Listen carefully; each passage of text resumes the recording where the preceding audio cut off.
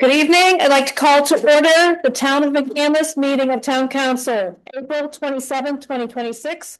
Please rise to the Pledge of Allegiance. I pledge allegiance to the flag of the United States of America, to God, indivisible, with liberty and justice for all.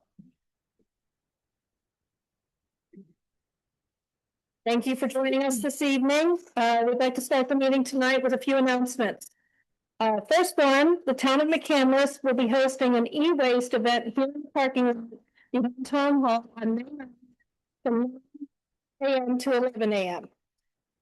Registration is not required for this, but it is first come, first serve, and will conclude at either 11 o'clock a.m. or when the dumpsters are full, whichever occurs first. Please see the website for more information on acceptable items. Second announcement, in the month of May, due to the Memorial Day holiday, there will be only a town council meeting that will occur on Monday, May 11th at 7 p.m. at Town Hall. Next is, as the town continues to celebrate its year-long 175th birthday, a salute to service is scheduled for 6 p.m. on May 22nd in North Park at the corner of Ingermore Road and Babcock. This event will include singing the national anthem, an honor guard flag display, and a bagpiper performance and more. Please plan to join us that evening. We want you to note that Town Hall is a primary polling location and that we're open during regular business hours on May 19th. Now an announcement from Mr. Schwen. Thank you. One thing that I need to point out to everybody, last year we made a decision, President Singer did at the time, to change how we had the public address council at the podium, and we let people stop the practice of stating their name and their address whenever they addressed town council. Resolution 12 of 2016 is still in effect. It's never been repealed, replaced, etc. And it does state people shall state their name and address prior to addressing town council. We need to have that policy continue because it's the current policy of council. If council chooses to change that, they could choose to do so. I would not recommend that they do so. And we've seen situations with that in recent meetings. So I'd like to point out that number 3 of section 1. Also, in order to maintain order, the president may rule out of order any offensive, insulting, threatening, scandalous, obscene comments as determined by the president to be disruptive or to otherwise prevent the orderly conduct of official business. Keeping that in mind, I ask that the audience, while we're in here, in this place where we can speak freely about agenda and non-agenda items, to be respectful of each other, be respectful of town council, make sure that we're addressing town council only and not addressing members of the audience. I ask that anybody who wishes to carry on a side conversation in the audience remove themselves to the hallway during the meeting time so that those who are speaking have their fair chance to speak and council can focus on the comments that are being made. If anybody has any questions about that resolution, I'd be happy to answer. Thank you, Mr. Schwen. And now at this time, we'd like to recognize Scout Troops 329 and 9329. This is our Memorial Park Scout Troop for the construction of our flag retirement bin. I think you deserve a round of applause if that's needed. Please stand up so everybody can see it. Thank you. We appreciate as young people the respect that you give our flags, and it was long overdue to get rid of the recycling bin that we had, and we really appreciate your efforts to make our town hall good and make the recycling of flags possible for our citizens. So thank you very much. At this time, one thing I do want to add 2 announcements. I'd like to thank everybody who came out on the Drury Day for the cleanup on Saturday. Every time people show up, it makes our town a better place, even though it was a little wet. We really appreciate your efforts. Are there any other announcements from council? Yes. We lost another firefighter, a lifelong firefighter, James Huff, who was a life member out of Highland. He dedicated his life to the public safety in the town of McCandless. And out of respect, I would ask for a moment of silence.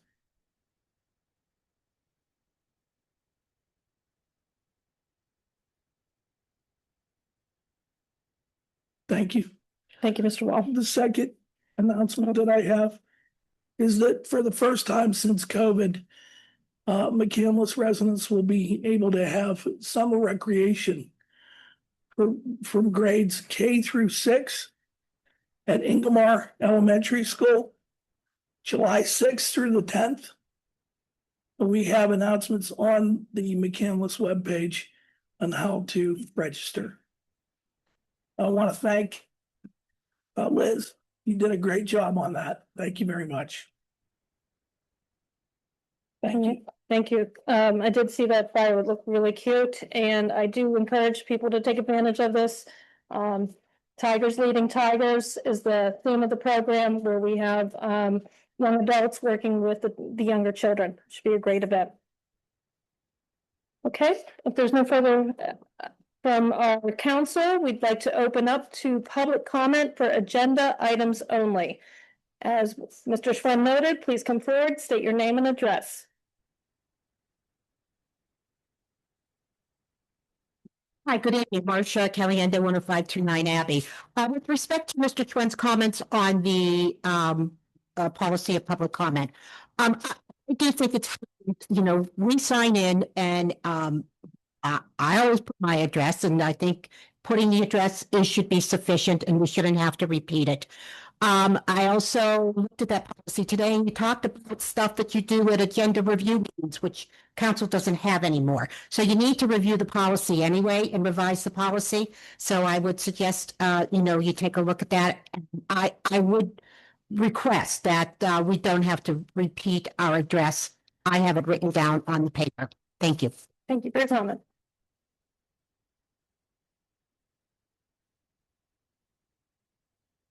Hi, my name is Kathy Neidhart, and I live at 313 Guinevere Drive. And I didn't plan on being here 2 meetings in a row, but I wanted to talk about the waste management review real quickly. The extension and the renewal.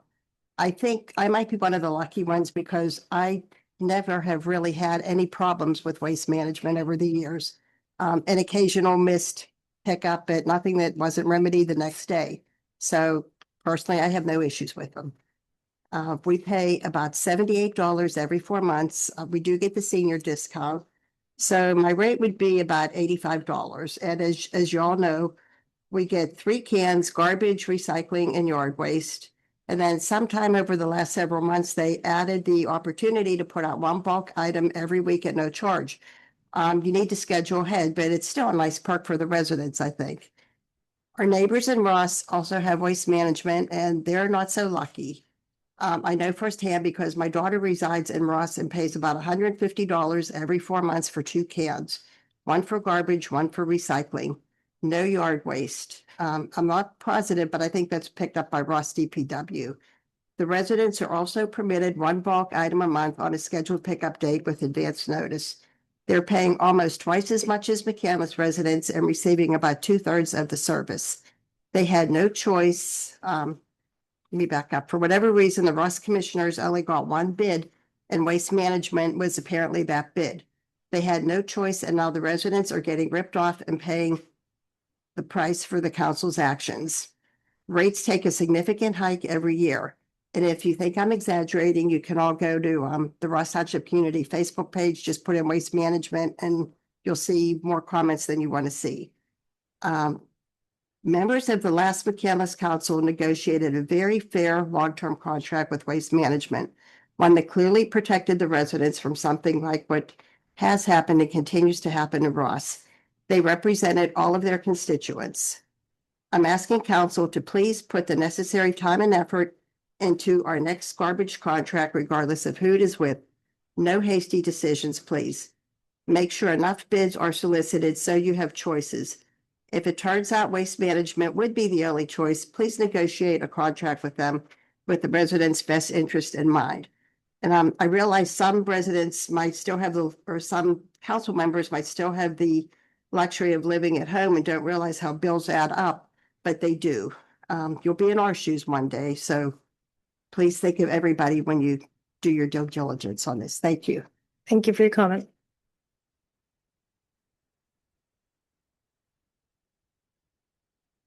Barbara Richards, reluctantly giving my address again, 305 Manor Court. I don't think that that's necessary. I think we had talked before about the problem with putting these up on YouTube and then our addresses go out to the public. So I hope you will revisit that and think about that. Also, I'm looking at this, the current program for meetings, and it says a separate period of public comment shall be held for each agenda item considered at each advertised regular and special meetings after comments are made by council, but before the item is voted upon. Now, that's not clear as to whether then people can comment after each agenda item or after all of the agenda items, the way we do, it doesn't mesh with what we're doing now. So Actually, we have public comment after every individual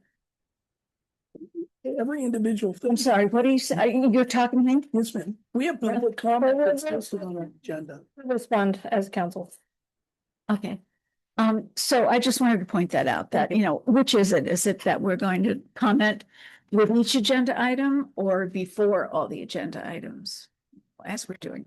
Okay, thanks. Thank you for your comment.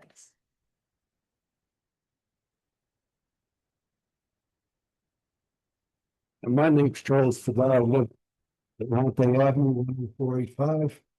And my concern is about this waste management. This service that we get from waste management is horrible. I mean, it's been that way for years.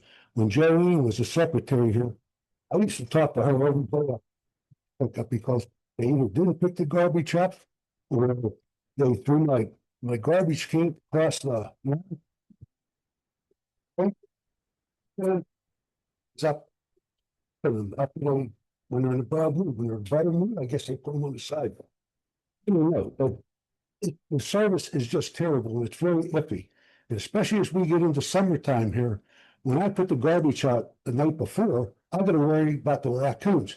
And if I don't get up early and make sure the garbage is in the can, they're certainly not gonna pick it up to put it in the can. Then they don't pick it up that day. So I gotta wait another night and get up and make sure the raccoons. It's just service. Joanne, when she would call, I get some response, and I get the call. I can't even get somebody to talk to.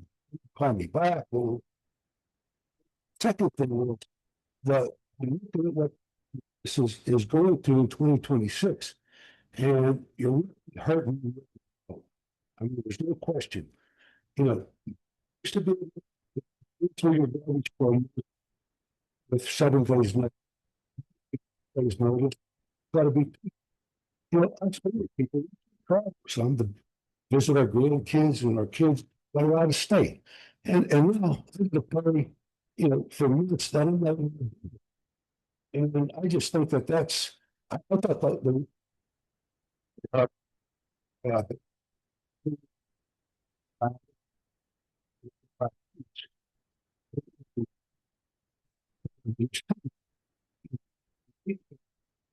so waste management that we're getting this bonus of putting an item that we picked up, refrigerator or stove. It sounds really great.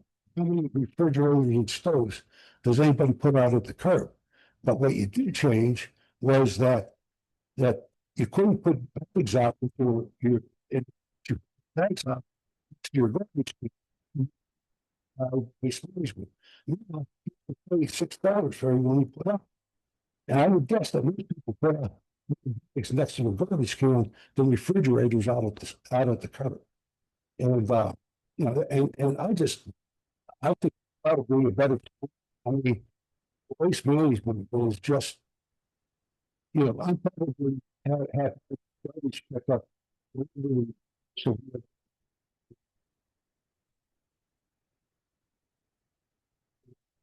totally,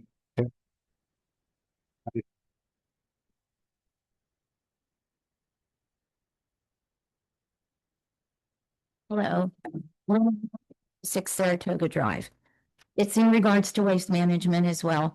I know garbage is a daunting task in the town. I don't feel that they do that bad of a job, but I think they could do a better job.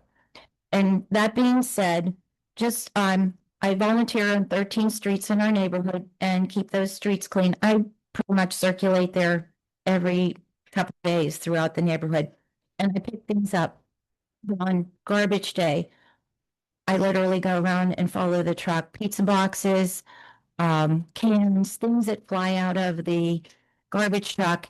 And I've actually gone up to the garbage man because he was ready to drive away. And I said, "Are you going to pick that up?" And he did get out, kind of begrudgingly, but he did get out and do it. I'm asking you as the council to try to enforce this garbage time that you put the cans out. 7 o'clock is the time the night before.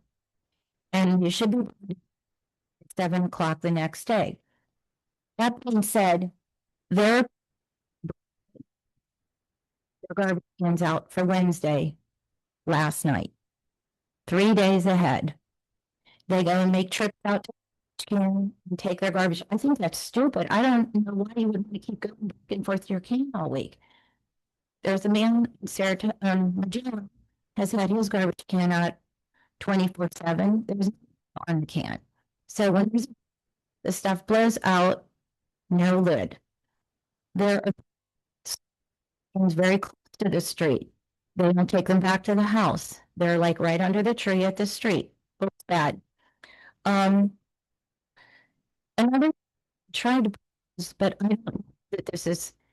We get a lot of bad storms. It seems like on Wednesday is our garbage day, and we always get storms Tuesday night. It seems that way. I guess we're just lucky, but I had said maybe the garbage company could send out if it was a bad storm an email and said, "Don't put that garbage out until the next morning," so that you run the risk all night of all that garbage blowing everywhere all night. They're not going to come until 6 o'clock anyway. So why do you have to have it out 12 more hours for the garbage to blow around? So an email from the company to say that, but please try to enforce. If you go through right now, you'll find 10 houses with their garbage cans out, and people that keep their recycle bins, yard waste on the street 24/7 because they don't want to carry that back and forth as well. So it just really brings the neighborhood down. These are little things that I'm just asking. Thank you. Thank you for your comment.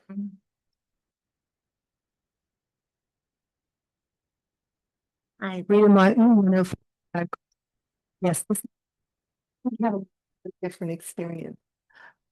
I think they're doing a great job in my neighborhood anyway. I put out 5 bags plus 2 green carts. And I didn't know you were not allowed to have that much. And the gentleman stopped and came over and said, you shouldn't have this much out, but I'm going to take it for you anyway. And we've always had that experience. So I think it depends on the driver. I think it depends on, who's driving the truck that day. So I'm very positive about that and just want to put my 2 cents in for waste management. Thank you for your comment.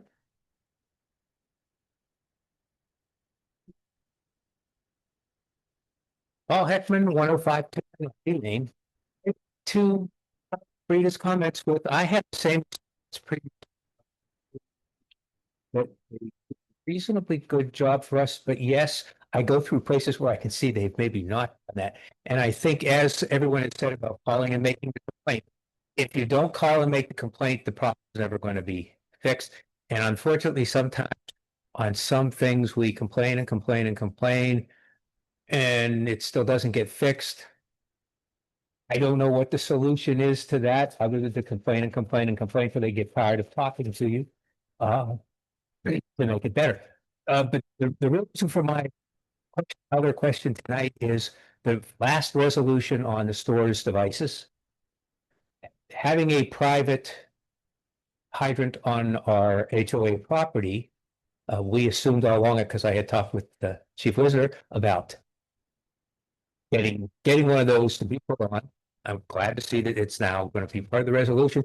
I'm assuming the way it's worded that it is still up to the private owners to buy that device and have it put on there. The way it reads, it's maybe just a little vague over they should be furnished. Well, furnished by whom?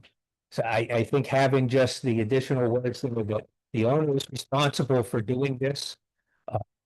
And if anybody has that situation, I have a gentleman in Ross who has the business now, especially of putting the store's devices on private hydrants. And I'm also doing maintenance for them, including painting them when they look as shabby as ours looks after 20 years.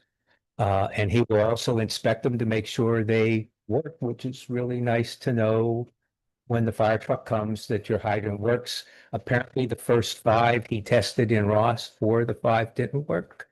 So if you have one on your private property and you haven't opened it up recently, it may not be a bad idea. Unfortunately, we had a fire a year ago where they needed it, it would work.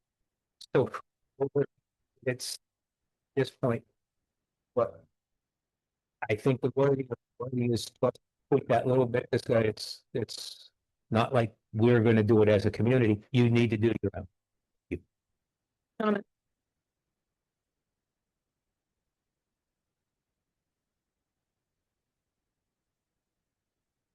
Diane. And members of council. Waste management seems to be the subject du jour. I will say I've got some pros and cons. The first is in terms of the actual pickup of the garbage, I don't find them to be anything other than atypical. I mean, it's fine. There's no issue with that. I will say calling waste management is a real test of one's fortitude and perseverance. It is extremely difficult, and I think that they do that on purpose. So that could be something that should be improved. And I will also finally say, in terms of the city saying, apparently the ordinance says 7 p.m. is the earliest to put it out. That is way too late to make that the earliest that you can put your garbage out, particularly in those winter months when the sun goes down at 5 p.m.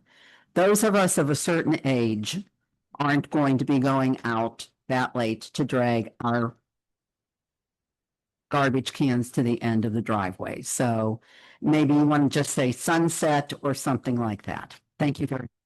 Thank you.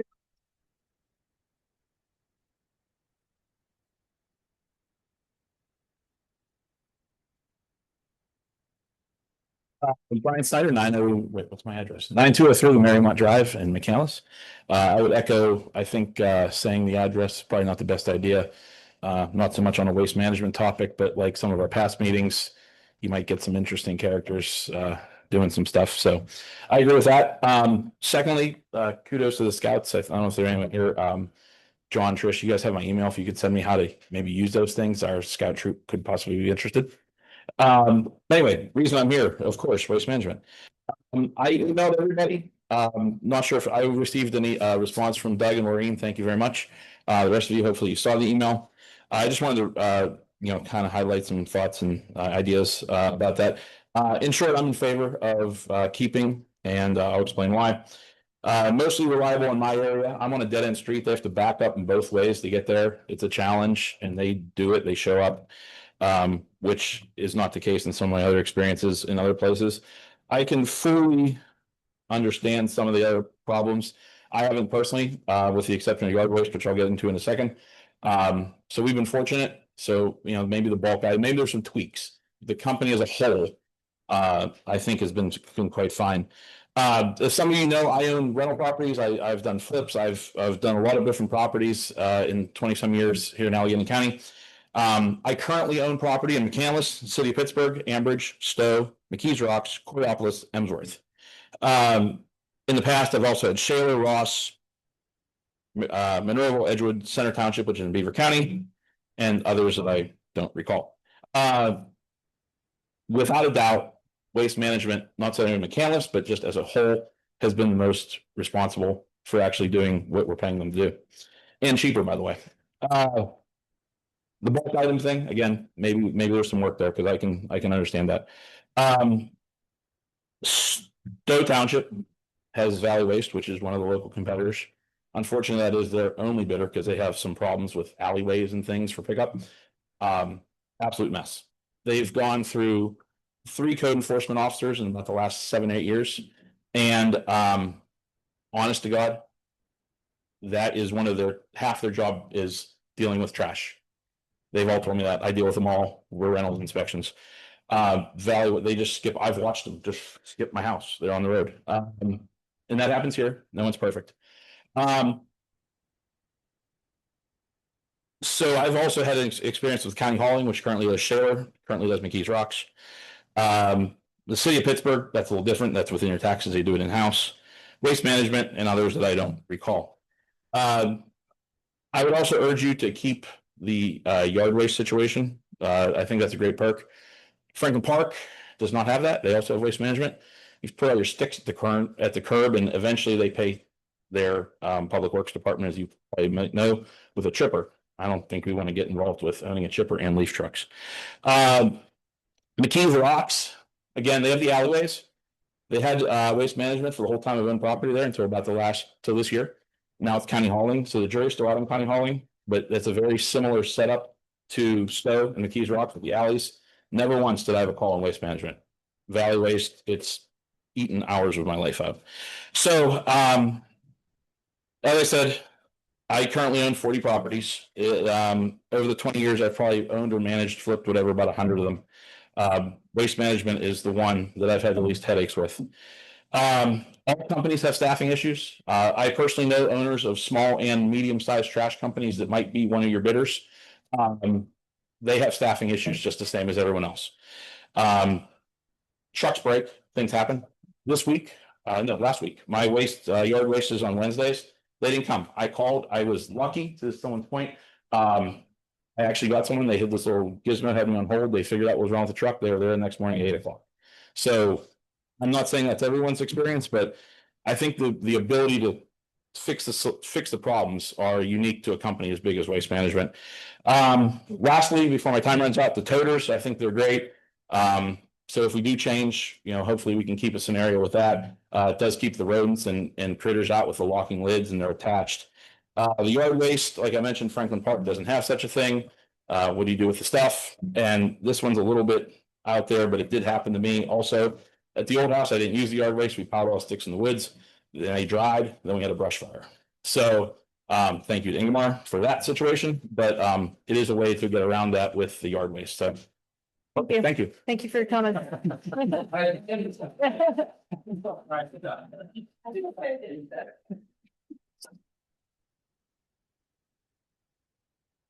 Ellen Wright, 9635 Old Coomer Road, Allison Park, PA 15101. I would think that many of us could repeat that address by rote memory. The resolution used to be part of the agenda packet, single spaced. There's a copy from 2023. The version that's in tonight's is double spaced, but it was in one. I don't know, but I'm wondering if the comment on the agenda items has to do with the voting things, that after council discusses it before there's a vote, that there's time for public comment. We do it all at the beginning. I don't know that for sure. I'm just guessing. So my next comment is about item number 9 on the agenda from the town manager's report. And I'm just curious who it was that decided to tear down the house on the Mayor property at Van Drive. My next comment is that on 11B for the sign ordinance, I left a written comment for the public hearing at the last meeting. I was surprised to see that it was not part of the public hearing. I left it under section 405, where residents can provide written comments. Some of the things I had said, though, were commented on. Not what I said, but there was a response to what I had said. So I'm going to say what I had hoped was going to be at the part of the agenda, public hearing. I also left a copy for my council person, Joe Wall. I don't know if he received it or not. It was circled on the paper that I left 4 copies. I don't know what the 2 extra were for, but one was for the town manager and one was for Joe Wall. And on it, I said comments for public hearing regarding the sign ordinance number 1567 on April 13th. Please include these comments for the public hearing, item number 5 on the April 13th, 2026 Town Council agenda. Thank you. And so I, of course, was concerned that the agenda where the planning commission voted didn't have it listed as a vote. They did vote. There was no amended agenda posted. The planning commission vote was a recommendation with 2 amendments. The amendments are not defined in the planning commission minutes. The amendments are not defined in the ordinance. The 60 feet maximum with no maximum length. Does this mean that signs may be any length? This was a concern for the planning commission, and it has not been addressed. The director's report includes no discussion of the 60-foot maximum length. This is prior to the April 13th meeting when I left it. Has the planning commission seen the revised ordinance presented for the public hearing? And then there were comments from the Allegheny County Department of Review. Were those part of what was available for council and for the public? And since these changes to the sign ordinance are being done for the lease agreement, is not this spot zoning?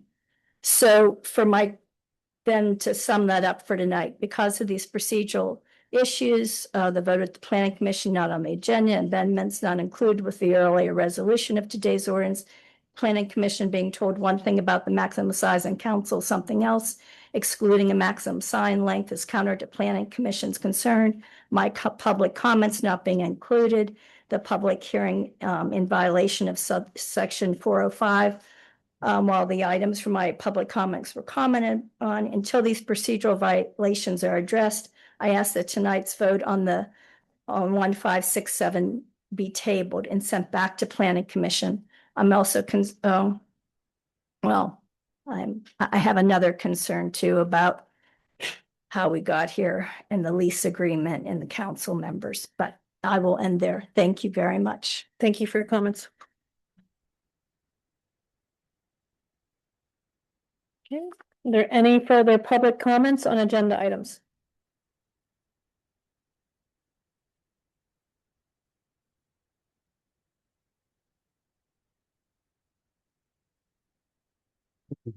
Good evening.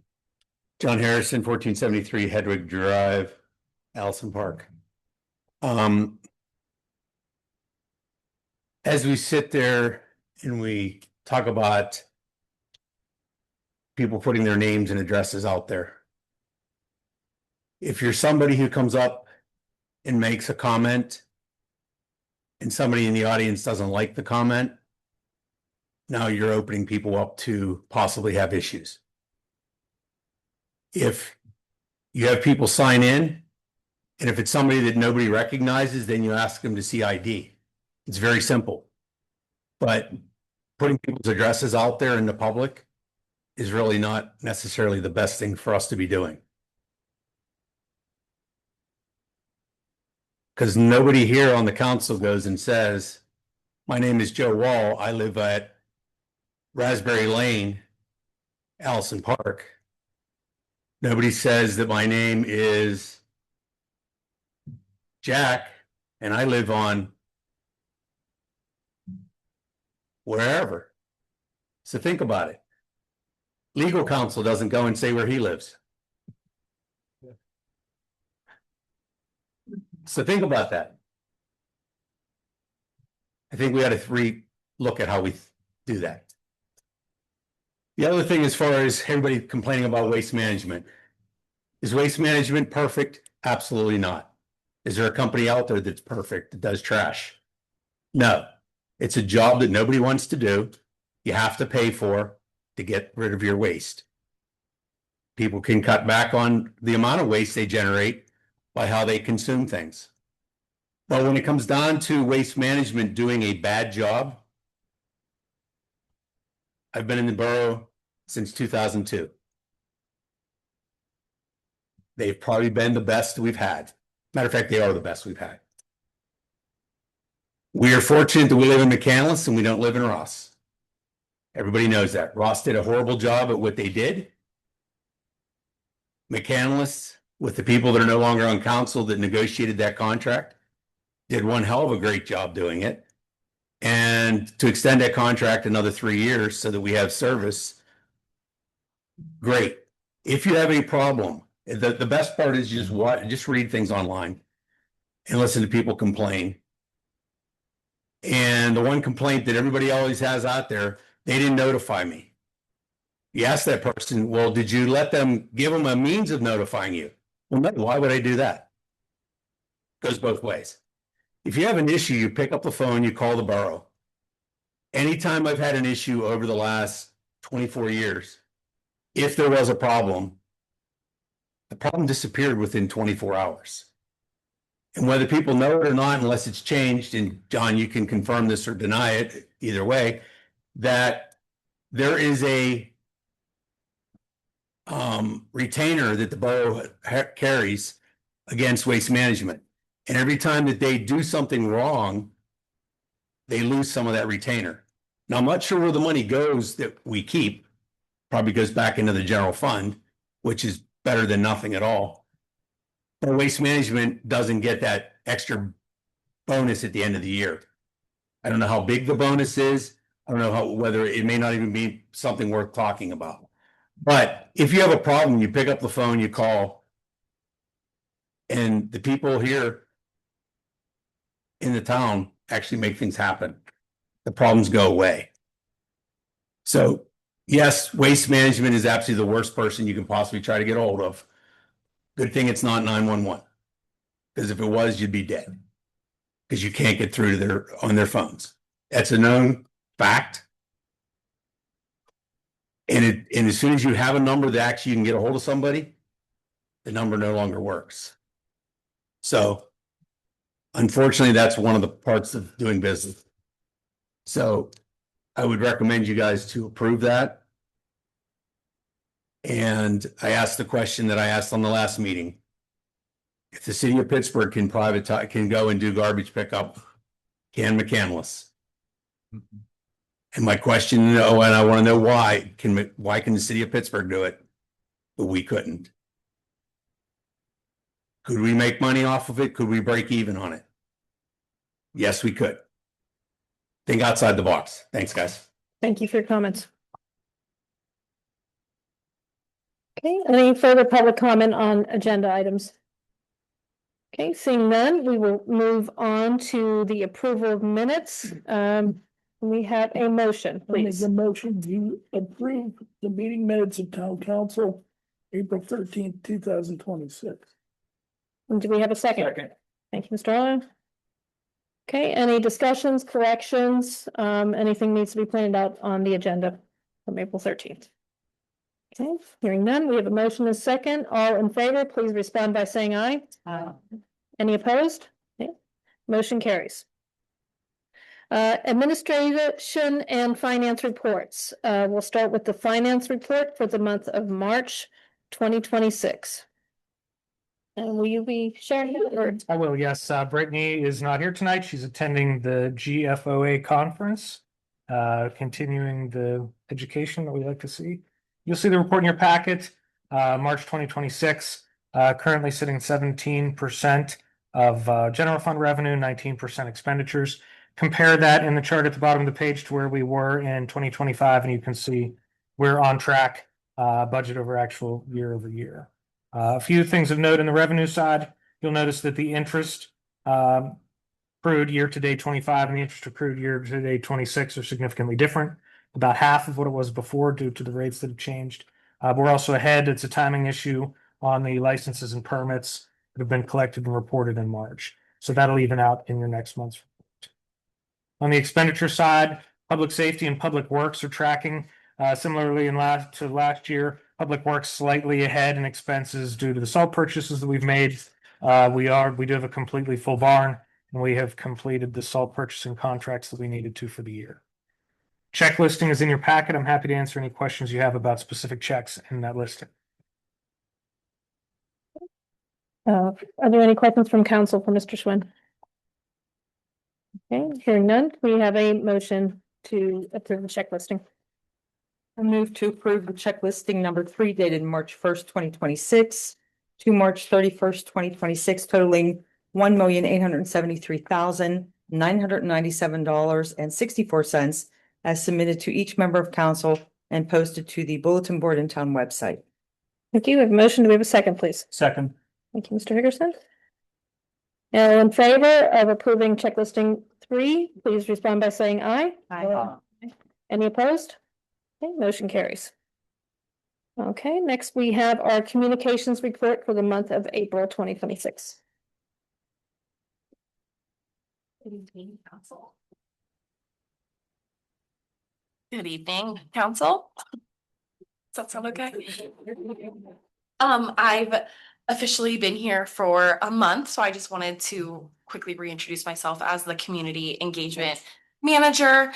And I'll start by saying that my goal is to help strengthen and streamline the town's communications. So I'll kick it off with the social media highlights since I started. So I have done the auditing process of the social media channels and have introduced video content as a primary goal and objective to get more content and views out there to our community. And since introducing video content, since I started, we published 9 videos at the time of this report, which has equaled to about 74,000 organic views and has exceeded 80,000 since creating this report. With the social, there are just 2 highlights I wanted to mention. Our top performers over the past month were related to road closure information. There were 2 closures that were mentioned. One was planned, the Ringeson Road, and then one was in response to an incident on the intersection of Peebles and Remington. And both updates were shared in a timely manner and reached our largest amount of our audience. So just shows that being timely and sharing that information is important. So I'll continue to work closely with Brad and DPW as well as the police department to share timely information via the social channels. As well as we introduced a new series. So every week we'll be sharing a recurring content series next week in McCandless that just gives you a quick bird's eye view of what's coming up to hopefully increase attendance and awareness of what we have going on.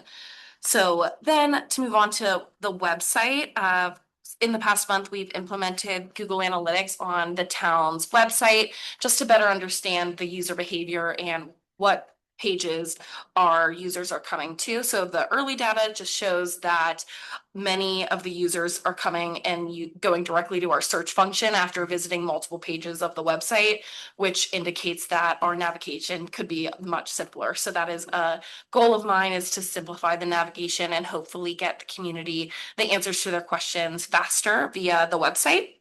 I will be working with John and Katie on a longer term website revitalization over the rest of the year that will encompass the usability and the navigation as discussed. And I went to my first Business Alliance meeting last week, and we have a goal, and what's in development is a business directory to better promote and highlight the businesses in the town of McCandless. And then quickly under email, I encourage everyone to sign up for McMail. We send monthly email newsletters that encompass everything that's coming up for the month of upcoming. So May should be going out this week.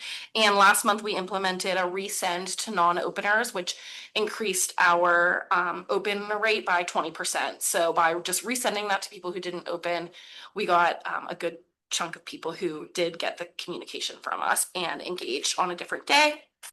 And a brand refresh is in progress to streamline our colors, branding, etc. And there's a soft launch of that on the social platforms. Print-wise, the Town Crier was distributed at the beginning of April, and in there, was flat Judge McCandless. So we highly encourage the town and the community to take photos of Judge McCandless on their vacations, wherever they go, and submit those to us as part of our 175 initiatives. And then just lastly, I'll be reaching out to my existing media contacts as well as contacts of the town to strengthen our relationships and hopefully increase visibility for McCandless 175 before the end of the year. Thank you. Any questions from council, comments? I have a question. The Google Analytics, is that something that the user can opt out of sharing information? I will get back to you on an answer on that. I was just wondering how accurate the data was with the number of people visiting, if that impacted it at all. Thank you. Great question. I want to say, Liz, I've been seeing on, especially on Instagram, I like the update you've been giving it and it looks fantastic. And I like seeing the information, especially on the road closures. So I want to say, good job. You're doing a fantastic job. Thank you. I had a question about things like the road closure. I know this is a growing position and I appreciate everything you've done. Like, when that happens, do you get does Public Works contact you, or do you hear about that and contact them and get the information? How's the communication in-house, and what can we do to help you improve that? Yeah, that's a great question. So I guess I would say both. In those instances, Brad had directly contacted me as well as the police department. They proactively contacted me as soon as possible. And then those were turned around in under 3 hours and posted onto the social channels. However, I'm also tapped into the different communication forums and whatnot, just to keep updated and on what other people in the community are saying, so I can hopefully get ahead of it. Great, thank you. Absolutely. I have a question. Is there any way, because you see this happen with the news organizations, is there any way that we can send out either text message blasts or email blasts to the residents of McCandless when there is a critical incident? Yes, that is something that we are actively working on, primarily on the email side right now. SMS, I would say, is phase 2. But on the email side, what I am working on with Katie is to develop a form, a survey that asks our email list and other members of the town what types of emails they want to receive from us. So that way, if they want to receive emergency updates and closures, I'll have that list segmented and I don't send a bunch of emails to people who only want to receive the newsletter from us. That answers half of my question, but the other question was being able to send text messages out. I can let you know. I haven't looked further into the SMS just yet. And right now with our email lists, we do only ask for email and name. So there would be a larger effort to get records of people to get their phone numbers. You know what I'm talking about then. It's a mess. There's a lot of news organizations that when something happens within the town that's gonna impact, bam, you get it right away. Yes, there are. Like last night, a large boom. I don't know if anybody heard that. The boom, the big Yeah. McCandless boom. I don't know what it was. Yes, there's 2 types. There are emergency SMS messaging that would probably lend itself better in this instance, that would actually work with the police department or directly with whoever that is that could send out those emergency blasts. I think that's more of what you're leaning towards, whereas the SMS marketing is more of those communication channels like the email. So the emergency notification system is something that I can look further into. I guess you would work on that with Jeff Listener, right? Most likely, yes. Thank you. Yes, thank you for your questions. Okay. There's no further questions or comments from council. We'll move on to our junior council members report for the month of April 2026.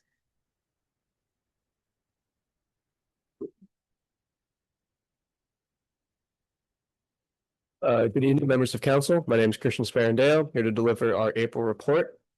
On the North Allegheny side, the National Honor Society has logged over 7,700 hours of service around the school and the community. On April 23rd, new members were inducted into the organization, and graduating seniors like myself will be wearing the NHS banners at graduation as we are replaced by the upcoming juniors. The NA Tiger Marching Band traveled to Chicago to perform the St. Patrick's Day Parade. They exhibited North Allegheny students' superb musical talents on the national stage. The North Allegheny Speech and Debate Team are officially the 2026 Pennsylvania Speech and Debate State Champions. As the championship season draws to a close, 44 students are preparing to compete in the national championships. Senior prom was successfully held on April 18th at the David L. Lawrence Convention Center in downtown Pittsburgh. Students had a fantastic time as the celebration continued late into the evening. Many students went to after prom held at the senior high school, which lasted until 5 in the morning. The senior class will get together once again on May 29th for the senior banquet held on the Gateway Clipper. The NA Senior High School Student Council elections have been completed. So the new group of officers have come up to do that. As a whole, North Allegheny students are getting ready for their annual advanced placement testing. Students who take AP classes at the end of every year, they have the opportunity to take these tests to earn college credit if they score high enough. So over the next 2 weeks, that's the main thing going on at North Allegheny. In terms of we held our first ever youth town hall on April 13th. Arjun and I would like to thank all of council for their continued support for initiatives like these. We would especially like to thank Diane, John, Nick, Joe, and Maureen for being there and helping us make it successful, as well as Justin Kowalski and Brandy Knoll on the North Allegheny side of things for letting us come into the school, letting us have that meeting space. We had about 25 students in attendance. We brought in pizza for them. They were able to eat their lunch while getting to hear from our council members.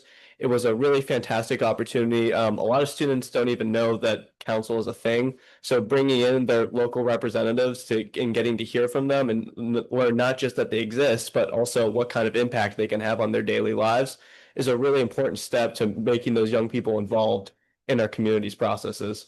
And moreover, Junior Councilman Puri had a voter registration drive. He registered over 40 new voters at the senior high school. I'm hosting a similar drive early next month. In a lot of the social studies classes at North Allegheny, the teachers are heavily encouraging students to register to vote. I got my AP Gov test back the other day with a little cutout on it with a QR code to scan to go and register to vote. I've registered to vote myself. So students at North Allegheny are registering to vote. They are making themselves involved in like the civic process.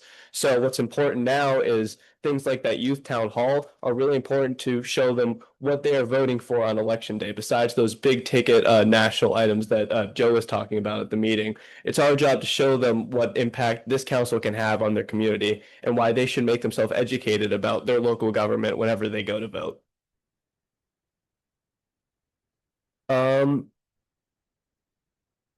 Sorry.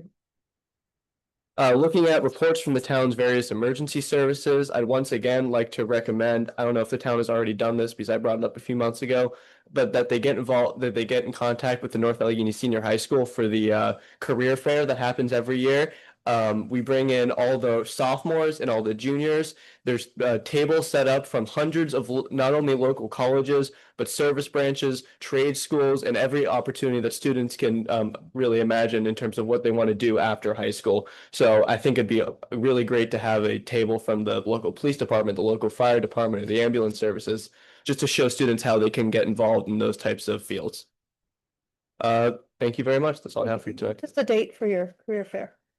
Do you have that? Or it may be on the NNA website. I'm not sure. It'll be on the NA website, or I can email council with Okay. it, but it's gonna be in the last week of school, I believe, which would be Okay. June, like the first week of June, And so when is commencement this year? June 6th. Yeah, okay. Yeah. First of all, I want to tell you, have a great time at your senior banquet. That's probably more fun than the prom. That's what I've heard. Second thing I'm gonna tell you is that your time gets short here. I want to thank you for what you've done. You've been an exemplary leader at North Allegheny, and you've done a great job representing the student body. So thank you for all you've done. Thank you very much. It's been my pleasure. I also want to thank you for organizing our visit there, to learn that the students came on their what little free time they have during their day. The questions that they asked us, they obviously put some time into thinking about what they wanted to hear from us. And I'm sure your parents are proud of you, but know that you have a whole community behind you. We're all very proud of you. Thank you. Thank you. Thank you very much. I'm very pleased with how the event went. It While was wonderful. I'm disappointed that it might be the only one that I get to see as junior councilman, I'm confident that we'll be able to continue more next year and in the years to come. So thank you very much. Actually, like to make it a quarterly event. Yeah, Because I really think it's important that we hear from you guys, but more importantly, that you hear from us. absolutely. And just so everybody knows, I think most members of council would have loved to attend, but because of the sunshine law, they could only have 3 council members in attendance at that event. Okay. Well, I know I would have loved to have been there, and probably Jack and Nathan as well, and Doug too, so. So. Yeah, exactly. The more council members we can hear from. Yes. Yeah. So again, thank you all very much for the help that you've been in making that a reality. Thank you. Good luck to you. Okay. Now we will move on to liaison reports. We will start with McCandless Industrial Development Authority. No meeting. Okay, thank you. North Hills Council of Governments, Mr. Giorgetti is not with us this evening, but I believe there was the minutes, or did they have a meeting last? We did not receive any minutes. No, I don't think they had minutes, okay. And moving on, Mr. Wall, would you like to share what's happening with our Chamber of Commerce? And You know, we are working with the Chamber of Commerce. The McCandless Business Alliance was established as kind of an arm of the Northern Regional Chamber of Commerce, North Pittsburgh Regional Chamber of Commerce. We've had 3 meetings. We've had a lot of discussion. At our last meeting, Liz came and really created a stir. You know, all these businesses in McCandless have wanted a relationship with Town Hall. They've wanted a relationship with our administration and they want to be involved in the town. We're giving them a vehicle to do that. We're giving them opportunities to help us actually bring more activities and more opportunities to people within the town. Liz, you did a great job. I mean, the biggest thing when people move into the town or people are looking for something in the town, and I see it all the time on the neighborhood blocks. Where can I find a plumber? Or where can I find a handyman? We're trying to get all the businesses in McCandless to come and join us and to be a part. President Clunan has done a great job of attending each one of these. She came up with a great idea, which actually several different ideas, which we're going to implement in the rest of the year. Okay. These businesses are going to be a part of our 175 and they're excited about being a part of McCandless moving forward. Thank you. any questions from Mr. Wall? Okay, and then, now we can take public comment on administration and finance.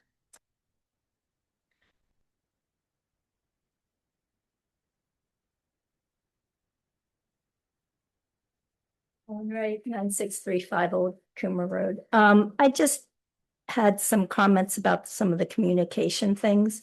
You know, Judge McCandless, was he single? Did he have a family? Are there any women in McCandless's history? And that perhaps when we talk about the history of McCandless, like maybe it's a little more robust. And some of the, you know, Oliver Hazard Perry, George Washington, it's nice, but what else is there about McCandless for the history? And as far as the brand refresh, is that something council has asked for? Is there community involvement on this brand refresh? And that's it. Thank you. Thank you for your comments. Any further comments on administration and finance? Okay, hearing none, we'll move on to agenda item number 7, planning and zoning reports. We will start with planning director's report for April, please. Good evening, council. So, good evening, council. To go over my director's report, a few updates regarding the planning commission and zoning hearing board. For the May meeting, there is one item on the agenda, the harm preliminary subdivision and land development. This item was heard at the April 7th meeting and tabled until the May meeting to address comments on the town engineering letter. There's the items that will be reviewed and recommended to council for approval, include PLC 2609, the North Park Boathouse Playground, which will be heard tonight, as well as PLC 26-11, zoning map amendment request for North Allegheny School District. There will be a public hearing scheduled and held on June 8th in accordance with all the municipalities planning code timeline requirements. As for the zoning hearing board, there was no April meeting. The deadline for the May meeting was today, and there's a number of items that will be heard in May. And as for my director's report, I included a summary of the adjustments that were discussed in the public hearing for the sign amendment, just to kind of give a wrap up of that item. And that's all I got for this month. Thank you. Does council have any questions for Mr. Ennis? Okay. None, we'll go to our liaison reports. Thank you very much. Planning Commission, Ms. Alt. Not wanting to repeat anything that Matt just talked about. The playground though, at the boathouse, super excited to be involved with that. It's going to address a number of site issues that have been concerns. And plus a magnificent new playground for kids, grandkids, whoever you are taking to the park. So I'm really excited to see that get started and underway. Thank you. Any questions from Ms. Alt? Okay, zoning hearing board, Mr. Wall. There's no meeting. Thank you. And do we have any public comment on planning and zoning?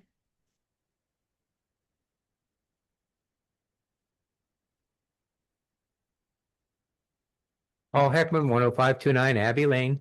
The playground sounds fantastic, but in reading it, is this something that we are financially involved in, or is this a political involvement relative to the zoning and planning that the county doesn't have purview over to do, so they have to come to us and say, may we do this? Yeah, it was under the municipalities planning code for development requirements. Okay, because that part of the park is in McCandless. That's what we assumed, but it was out there with discussion, at least in our household, are we paying for this or not? Thank you. Thank you for your comment. You are, it's a different bag. Different text.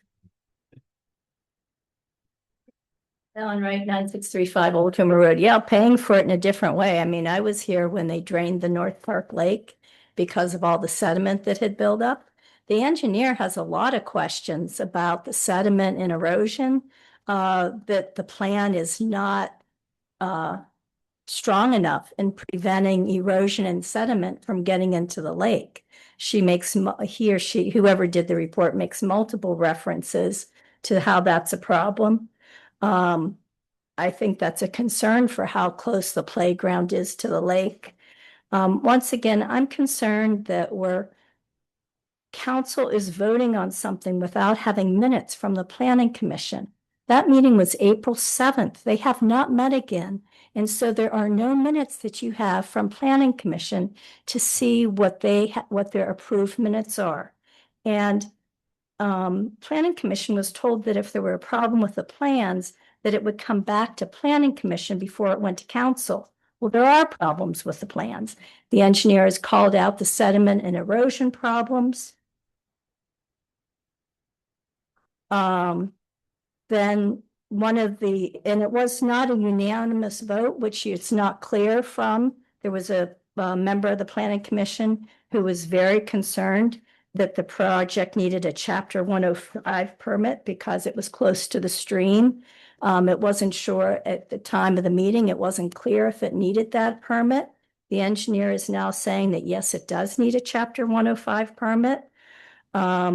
So the engineer reviewed this April 22nd, which is again after the planning commission had their meeting. Then the planning director references that the Allegheny County Economic Development reviewed the plans, but that plan wasn't done prior to the April 7th meeting. And the Allegheny County review has many questions and problems with the plan as submitted. So I would ask tonight that you table this and send it back to planning commission so that they can review it with all of the up-to-date information, because planning commission is being told that council will they'll send it back to us. And council's being told that planning commission has approved it. And they approved it hesitantly. And I don't want to see the lake being drained again. Not that this project's going to put that much into drain, but it's still erosion and sediment that's going into the lake. And because McCandless is the organization that's responsible for making sure that the plans are done, following everything, I would ask that you table it. The Chapter 105 permit has not been submitted from the documentation I've seen. And that the engineer's comments are reviewed by planning commission and then bring it back here. Thank you very much. Thank you for your comments. Mr. Ennis, if you could take a moment to comment on any of those concerns that were brought up about that plan. Yeah, sure. Regarding the submission for the North Park Boathouse, at the time of the submission, and this is very typical with land development approvals, is that whenever a submission is submitted, there's a number of comments that the engineer, typically reviews. They look at erosion and sediment control, they look at stormwater, they look at the setback, site distance, all of those things. It's very typical for an application to have some level of stormwater comments or comments regarding the stormwater. The process, the way that it works is that an applicant submits to the town at the beginning of a month. They are then on the next planning commission agenda. Those minutes are then conducted and approved at the next meeting. So it's actually not possible for a meeting minutes for a planning commission to get approved prior to the approval under the planning guidelines from the municipality's planning code. In between the planning commission meeting and the town council meeting, per the recommendation from the planning commission recommendation was a recommendation for approval with the caveat that the items are addressed in the town's engineering memo and any subsequent review, which is very typical for these type of land development reviews. And that's why the item that was included in your packet is the additional review that the town had conducted post the planning commission meeting. So there would have been another submission that the county had submitted on April 17th to address the comments that were discussed at the planning commission meeting. And then those were then reviewed again by the town engineer. The town engineer then submitted to the town an additional review, which is then reviewed and then that is included within this packet. So the anticipation is that the applicant will then present the application tonight, discuss those items.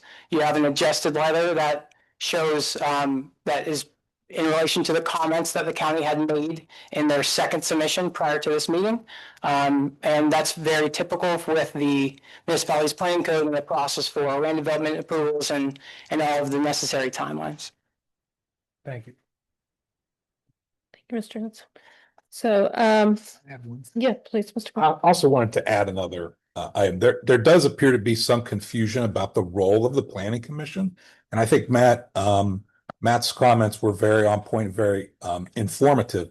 But the planning commission is a recommending body only. Once they make a recommendation, there is no legal obligation to return to the planning commission. There is no legal obligation to take it back to them. In fact, the case law is such that even if there was a procedural issue with the planning commission, they didn't follow the Sunshine Act, they didn't follow the MPC, as long as it goes through that body and there's a recommendation made, this body, the governing body, can make a decision. And so there's been a lot of comments about planning and sending it back and think it's unnecessary legally and practically. So I just want to make sure everybody in the public understands that is what the rule is, that is what the law is. It's not necessarily what the comments that you hear are. Thank you. Thank you. Thank you, Mr. Corbel. You're welcome. Okay. Do we have any further public comment on planning and zoning?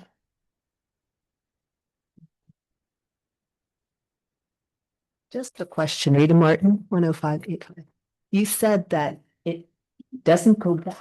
So you guys are the final rulers on this. So you could take a really strong look at it and let us know that all these things have occurred as they should, and then you will vote accordingly. That would be very good to know what you think about this plan. Not just yes, yes, yes, yes, but oh, I've looked this over and this is what, you know what I mean? That's helpful to us, knowing that you are really scrutinizing what the planning commission is doing, because this is our town and we need to protect it for us. Thank you. Thank you for your comment. That too, if you'd like. Yes, please. To respond to Ms. Martin, all of the motions and decisions that are made by this council are conditioned upon compliance with all of the comments and regulations by Mr. Ennis' department, by the engineer.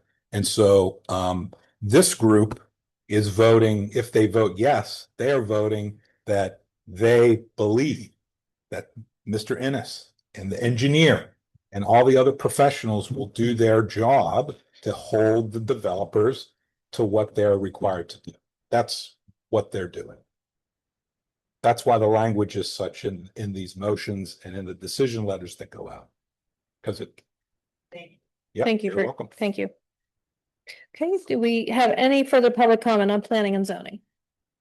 Okay, hearing none, we'll move on to agenda item number 8, recreation reports. Park and Recreation Director's report for month of April. Don't have Abby to hear, but is anyone presenting that tonight? I had some highlights for Abby on her behalf. Working on a few ongoing projects with Liz, working on the town social media, driving attendance, engagement, and promoting events. Abby had a successful brick order. The first round of bricks came in. 37 bricks will be placed on the walkway at the HCC. 2 successful events she wanted to highlight. 263 kids participated or registered, over 200 checked in, which was fantastic for the egg hunt this year. Anybody who was up there saw what a good success it was. Thank you to everybody who participated and volunteered their time. Another great event that she held, over 260 people registered and 200 cars came through, was the shredding event co-hosted with AARP. They said this was one of their most successful shred events they've had, and they can't wait to do it again. Already starting our planning for September 19th, Community Day. She highlights a few rec programs in there and a few grants that we'll talk about a bit later. On the 175th day of the year, June 24th, there'll be a relaunch for McCandless 175 with the updated list of events. So we'll pay attention to that coming up also. She did want to highlight 2 events coming up in May. May 16th, Heritage Center will host a house history program to help people research historical info about their homes, providing suggestions for free and paid resources. And then also the third Thursday lecture series, May 21st, features a speaker from the Roberto Clemente Museum about the Great One. Registration is open now. Thank you. A lot going on, and we always recommend going back to our website, find out more information. Some of these events do fill up, especially at the Heritage Center. I think that we were at full capacity for our last speaker event. So we will move now to liaison reports, Ms. Alt with the Heritage and Cultural Center. Since Jeff's not here, I can say we were actually probably a bit over capacity at the last Thursday speaker. We won't tell them.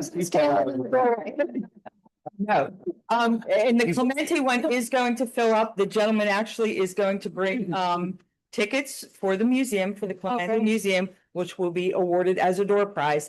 The really exciting part is the last speaker enjoyed the experience so much that he has already shared that experience with other people, and 2 people have approached Rob wanting to be involved, wanting to be a speaker in our speaker series. So that's an amazing thing. That the word of mouth can spread that well, that it's such a well-attended event that people really look forward. And I think this year especially, the list of topics are so beautiful and applicable, especially in our 175th year. So just wanted to make sure, get on that Clemente one, because once we fill up, that'll be it. Is it Mr. Reader? presenting? Do you remember? You know what? I can't remember off the top of my head. I Yeah, think so, yeah. okay, he's great. I have heard him speak before. It's worth going. And with the house history, is there limits to that, or can anyone just stop in and, are you familiar with how that's I going to work? am not, but I can certainly find out and Great. report back. Thank you.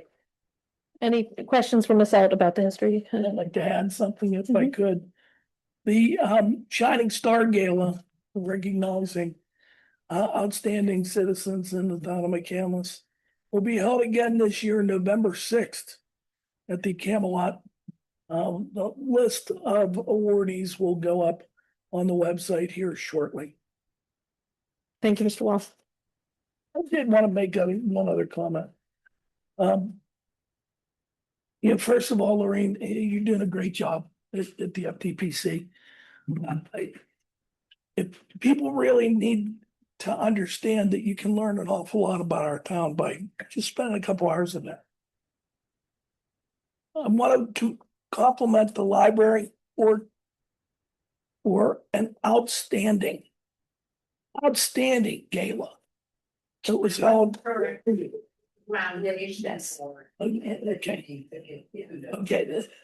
but you know what? Everybody volunteered, okay? Everybody from staff to, it was a fantastic event. I wish I could have stayed longer, but it was really amazing. And the theme was Phantom of the Opera. And it was just a great event. The other thing that I want to do, because it's recreation reports, is once again reiterate how great it was to have so many people show up in the rain to pick up trash. We really couldn't do this without you. So thank you. Thank you, Mr. Wall. Is there any public comment on recreation? Okay, hearing none, we'll move to agenda item 9, the town manager's report. Thank you. Just a few highlights from the report. Spent a significant amount of time this last month working on collective bargaining agreement requests and MOU requests for our police and public works. Friends, it's contract year for our police, so we should have something to present to council in the coming months to move that along. Hiring process is well underway. Applications closed on Friday. As we may have heard just mentioned at the beginning, we had 16 applicants for our police officer hiring process. The written and physical agility tests take place tomorrow. Staff and council participated in our strategic planning session. I think it was very beneficial. We had consultants from Cafferland Strategies assist us in that process. They'll be making a presentation at the coming meetings to talk about what we reviewed there and some action items that we can hope to get accomplished in the next 12 to 18 months. Under our finance department, we did finally solidify the contract for our new finance software, which will help our budgeting process. It'll help the public facing budgeting process look a lot better for 2027. Held a review on our quarterly investment review, the police pension plan. It's important for residents and for our employees to know that we spend a significant amount of time with our investment consultant, making sure that that money is being put into the right places so that we can continue the health and vitality of that plan for a long time to come. We do have a great relationship with our consultant. They see what we need. We work with the actuary in order to make sure that our minimum requirements are met. Katie's going to give you an update in a moment on some grants. We did meet with Gateway to start to talk about renovation for the front lobby and for this powers room. Safe to say that we can think this room is maybe a little dated and that we could update it. We also need to update the security and the way that we welcome our visitors to town hall. We should be reviewing that this year. Hopefully we can put some design into the budget for 27 and hopefully some construction by 28. Public Works and Infrastructure, the big upcoming topic will be stormwater. Stormwater committee meeting will be held this month. We have met on site at a couple significant places of erosion. 2 projects that are in the budget to be completed this year include the Timber Trail project and some erosion control at Stonebrook Village. There are also numerous other properties where we've had residents come to us with issues that they've had for a number of years. The issues may or may not have been addressed. Some that were not addressed were due to budgetary concerns. and it's a very complicated project, or they are very complicated projects with significant financial constraints, and then also limited, I'll say, returns. We need to start addressing those over the coming years. How we fund and address those properties is something that we need to start to think about. You know, when you have a property owner who's had a significant amount of erosion for 20 plus years, and we've told them for 20 plus years we would take care of it, but we don't. And the cost of that project is roughly $250,000 to benefit maybe 1 to 5 residents. It's a project that needs done. How do we successfully fund those and complete our duty that we have to those residents to take care of the issues they bring up to us? These are hard conversations we're going to have as the year goes on. You know, we've taken bites at the low-hanging fruit with stormwater. We've taken bites at some more complicated projects, and now it's time to get into the really hard ones. And how we address those really hard ones is, you know, something I want council to start to think about, you know, and be prepared to discuss when we talk about the 2027 budget. Lastly, under the miscellaneous section, I want to thank our junior council for the junior council town hall. It was a great time. We did get to meet the new executive director from the Northland Library. We look forward to a long and successful career for her and working with her as we had in the past with Ms. Steele. I'll turn it over to Katie, who's been working diligently on grants, and she'll give you an update on where we stand on the grant process. Certainly. Thank you, Mr. Schwend. Good evening, council. One of the functions of my position here with the town is a submission of grant applications. So I wanted to provide you all with an overview of the applications that we've submitted recently. So within the last month, we submitted 3 Green Light Go applications, one for Perry Highway at Perrymont and Rolls House Road, one for Perry Highway at Cumberland Road, and one for Ingomar Road and Harmony Drive. All 3 of these projects are a complete replacement of the existing signal. They include new ADA equipment, new signal equipment, and new poles. For the Perry Highway Perrymont application, this will also have timing as part of the signal. So we'll also be looking at adjacent signals to maximize congestion timing through that intersection. For the signal at Ingomar Road and Harmony Drive, an important piece of this application was an update of emergency preemption equipment with the adjacent Ingomar Fire Company. So all 3 of those applications went in at the end of last month. Town council at one of the last meetings approved a resolution for a community conservation partnerships program, or C2P2 application for Pontiac Park for phase 1. Phase 1 consists of a walking trail, ADA accessible parking, site preparation, stormwater work, and a meadow planting with native trees. So that request is due on Thursday of this week. We'll be putting that in soon. Phase 2 of the Pontiac Park development is the play structures that will accompany the rest of the park. We're also currently working on a Greenways Trails and Recreation Program application. The function of this application will be for a pedestrian connection from Wall Park directly to the Brant Trail. Right now, you have to go out and walk on Sloop Road to get to the Brant Trail. So this is a complicated application because we'll have to cross the creek there. But we are certainly working on that application now, and that application is due at the end of May. And the automated red light enforcement applications are due in June. This will also be signal upgrades. So we'll be working on those applications, and I'm happy to answer any questions. Thank you. Any questions? When you talk about you have to forgive me, because my memory just doesn't compute. At Pontiac Park, do we have plans for any kind of structure there to pavilion? Not at this time. No, the only plans we've talked about are still preliminary, and it will include a playground structure of some type, but no pavilion. Well, I'm just asking, because I know it's not that big a plot of land, but just a thought. Thank you. Any further questions? No, thank you. Thanks.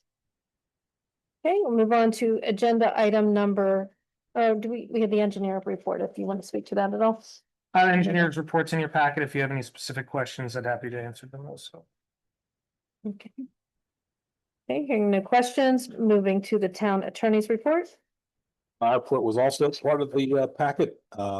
Happy to talk to you offline or have an executive session if we need to discuss anything therein. That's the end of my report. Thank you. Moving on to agenda item 11, we'll start with old business. This first is an action concerning ordinance 1566.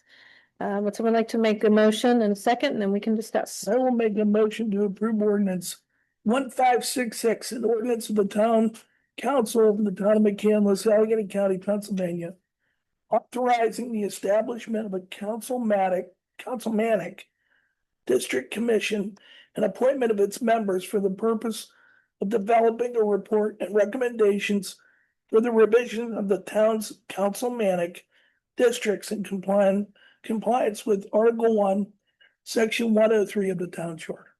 Thank you. We have a motion. Do we have a second, please? Second. Thank you, Mr. Higginson. Okay, Mr. Twin, Mr. Corbel, anything brief comments? We've been through this, we've seen this before. We are hoping to finish this year.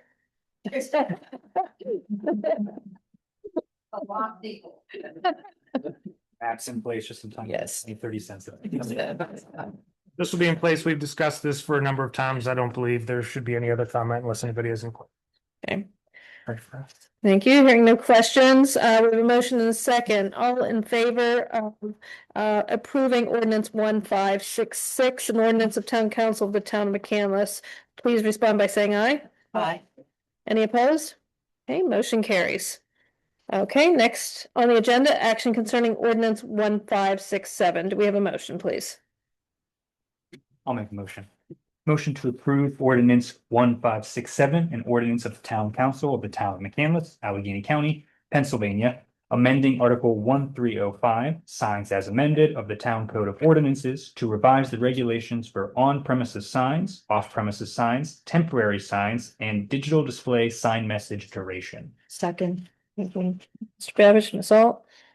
Okay, any further discussion from council or questions? Okay.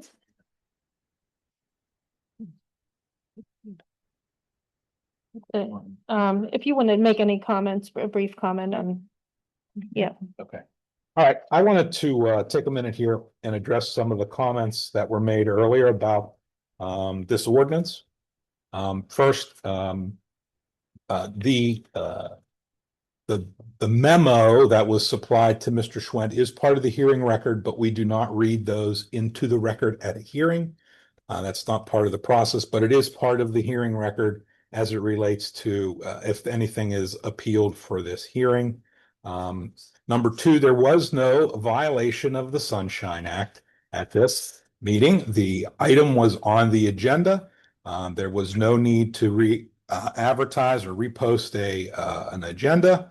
The commission voted 7-0 to approve the recommendation that you're discussing tonight. Moreover, as I stated earlier, if there was a defective recommendation, it doesn't invalidate any action you're taking tonight. There's also an allegation that there were two amendments that are not identified. That's not correct. They are identified in the Planning Commission minutes from February 3rd. That they include the removal of on-premises sign regulations from the draft, deferring it to a broader zoning review, and two, revising the abandoned sign removal clause per Commissioner O'Donnell's suggestion. These are both incorporated into the draft you have before you this evening. The 60-foot maximum length removal, that allegation was also incorrect. That has been addressed because the 60-foot maximum length, it doesn't jive with the sign area and height limits. Those are sufficient to constrain the 60-foot length cap. So that was dropped from the ordinance. And Mr. Ennis discussed this at length at the hearing. Next, the version before council incorporates both of those amendments. I mentioned that. The county review was considered. There were minor comments and they were addressed. And lastly, this is not a spot zoning issue.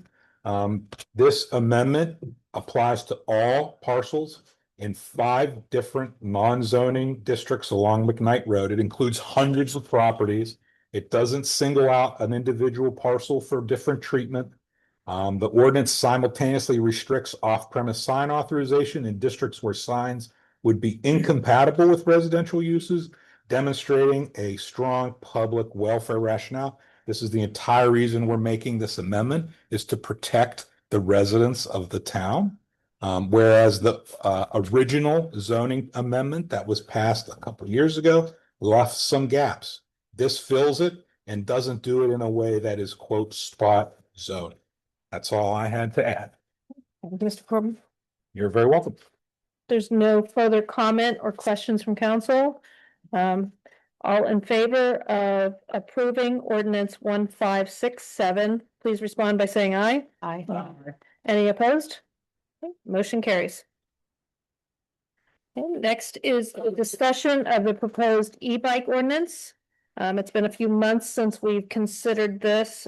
I don't believe this council has considered it, so so I'd like to, open up for discussion if any, or if you want to reintroduce anything, Mr. Schwann. I wanted to put this back in front of you. This kind of fizzled out of the table at the end of 2025. We had started to address some concerns regarding e-bikes on town property. This ordinance, if you would consider it, only applies to town property, not to public streets and rights of way. Those are regulated by the state. So we did have some concerns at the time about whether e-bikes, along the Brand Trail, other places in town, should we put in any regulations and start the conversation? We had this in front of everybody in October. There were a few comments, I believe, in November about some concerns with some of the language and some definitions, but I just wanted to put it in front of council again, number one, to see if it is still a priority in order to have this passed so that we can have this legislation in place for our properties. And if it is, take a look at this draft and see if you think there are any comments and suggestions. So I guess I'll start with the first question, is if we think it's still relevant or not. Any comments from council? I have a couple comments. Number one, we have e-bike problems all over the town. They're all over the town. But it doesn't make sense to me to go down this path. We're only going to talk about our properties, our parks. We have problems in residential streets where these kids are zooming around, creating havoc.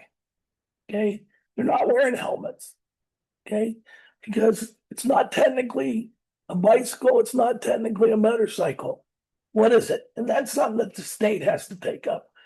I almost think that this is a waste of time right now because there's farms. There needs to be more definition to what this is before we take it up. And it's kind of a waste if we're only going to do it in our parks. My concern would be liability. What's our liability? Having these e-bikes on town property.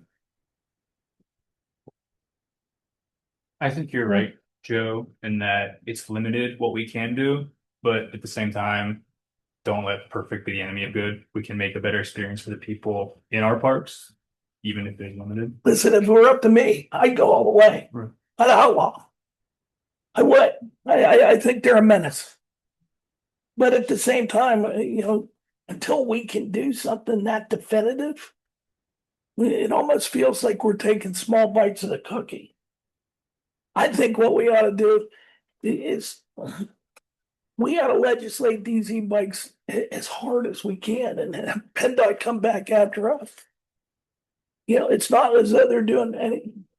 The county and PennDOT are not doing us any great favors because they're not dealing with this issue. If we deal with it and we go all the way with it, great. I'm all for it. But it doesn't do us any good if we go halfway. Thank you, Mr. Wall. Mr. Hickerson, do you have any thoughts on? I do have my concerns about e-bikes. I've seen them come out of corners without following traffic rules. And, I am with Mr. Walt, that they are of concern to drivers, especially. Thank you. That's all? I do believe that when we're talking about town property, we need to consider some of the people who are using these particular areas. We're talking about families with small children, perhaps. We're talking about walkers who might have headphones on. So while we may want to conquer the world and address e-bikes all over the city, state, and world. The only thing that we have the authority to do is to address it in McCandless. So I feel that if prior council thought that this was something that needed to be addressed, I think that having some regulations around it in our parks, on our trails, where there are children, family, maybe older people, people who are not aware of their surroundings because they have headphones or earbuds in, maybe it is something we need to look into. Let me be clear, I'm not trying to conquer the world. What I am trying to do is eliminate a family of 4 get run over by an e-bike on Woodland Road or even in your neighborhood. Cause it can't. And again, but we don't control that part of it, but this part of it we do. And if maybe we could do something, and maybe someone sees that and says, hey, that's a really good first step you took. Is there anything we can do to expand it? Maybe there is, maybe there isn't, but we'll never know without taking that first step, maybe. Oh, I understand, but I also believe that we need to think outside the box a little bit. And if nobody else is going to step up and do the responsible thing, I think this council could. This council could say, we don't want e-bikes in McCandless. Now, I am as certain as I am sitting here that we're gonna have trouble with that. But I'm also certain that we're gonna have trouble limiting them anywhere. Yeah, oh. I agree with the trouble that they can cause, but I also know that, I think they're evolving into something that we're not going to see go away. And I think we're going to see more and more individuals.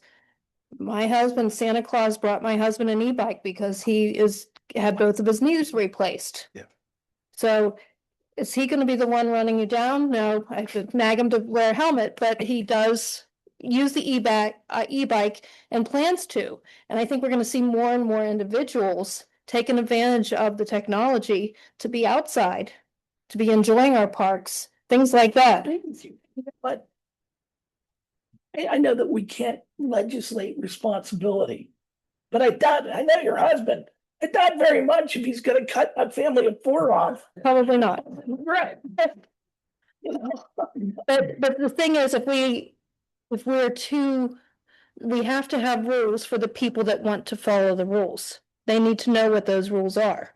As a parent, I want to know if my child gets a new e-bike for Christmas or their birthday or a scooter, I want to say, here are the rules. And we are going to follow these rules. We're going to have a helmet on. You're going to, go the speed. You're going to do the things that you're supposed to do. I think it would be beneficial for the enjoyment of our parks and trails that others know that there are rules for these bikes. I think I agree, Mr. Wall, that it's a bigger problem. And I'd love to see something happen, but this is something we can make changes on. We can do this now. And I would like to move forward with this personally. Well, because we've decided to discuss it tonight, we're taking no vote tonight. No, this is a discussion if we want to move forward, yeah. There's no vote. Do you need a head nod? Well, I think based on the discussion you had, that we should consider it. And I would say and ask of you if you can think about the language proposed between now and May 11th. If you have any suggestions for things that you'd like to see changed or added, feel free to email them to me ahead of time so we could add them as discussion points, or else we could discuss the language related to the ordinance in May and then potentially vote on it sometime in June. Okay. Thank you. So we will move forward with that further discussion with a possible vote in June. Okay. If there's nothing else, we'll move to new business. We have a motion regarding resolution 2026-9. Anybody would like to make the motion, please? I move to approve resolution 2026-09, a resolution of the Town Council of the Town of McCandless, Allegheny County, adopting the 2026 Allegheny County Hazard Mitigation Plan. Second. Thank you, Mr. Babich. Okay, any questions or discussion regarding this resolution from council? Okay, we have a motion and a second. All in favor, please respond by saying aye. Aye. Any opposed? Okay, motion carries. And next, action concerning the North Park Boathouse.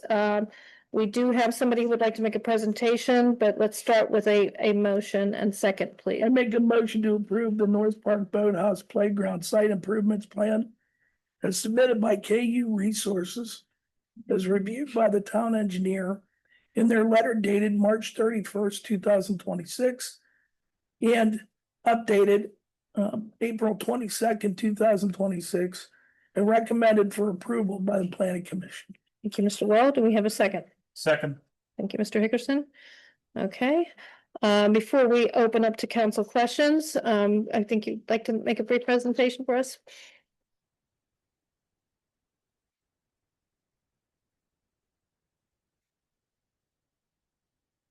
Hi, I'm Hillary Garnish. I'm here representing Allegheny County Department of Parks. So this project is a playground renovation for the playground in North Park near the boathouse. You may be able to see it there. Read the slide. Can you do the next slide? Oh, sorry. So some existing conditions. It's a fairly wet site. Much of the equipment has deteriorated over time. It was installed in 1999, I believe. There's some stormwater issues. Parking bays are a little short. There are flush restrooms on site. There's connection to an ADA accessible trail as well that we'll be connecting to. Next slide. So as part of this project, we'll be making a number of site improvements, additional parking with minimal increased asphalt, accessible trail to the playground from that new parking, as well as inclusive, accessible pathways throughout the site. The playground design itself is focused on inclusivity, accessibility, fun, of course, for all. So there will also be a rain garden on site to address some stormwater mitigation. We'll be planting 35 trees and also over 3,000 native perennial and shrub species within the rain garden. Have some visuals of the playground equipment on the next slide. This one shows some of the age 2 to 5 equipment. The next slide has some of the 5 to 12 equipment. Much of it uses sustainably harvested black locust wood, which is extremely hardy. Also lower carbon footprint than like plastic, for example. Yeah. Thank you. Do you have any questions? Will any of the trees continue the garden of the, I forget the sakura? Oh, yes. Trees? Yeah. I'd love So to see more of those. Yeah, there are many of those near the site, but not directly within it, so they won't be impacted by this project. Okay. How much intervention does the rain garden require maintenance wise upkeep? So it'll require, regular weeding. We will need to make sure all the pipes connected to it are cleaned out when needed, so stormwater flows as it's designed to. But relatively minimal maintenance for the plant material itself. All native plants, doesn't need to be mowed, for example, or fertilized, so. Just for the record, how far away is this from the lake? I don't have an exact number. Does cross the road there. I want to say from the southern end, there's a scale bar on the plan there. Maybe Matt can get us an estimate.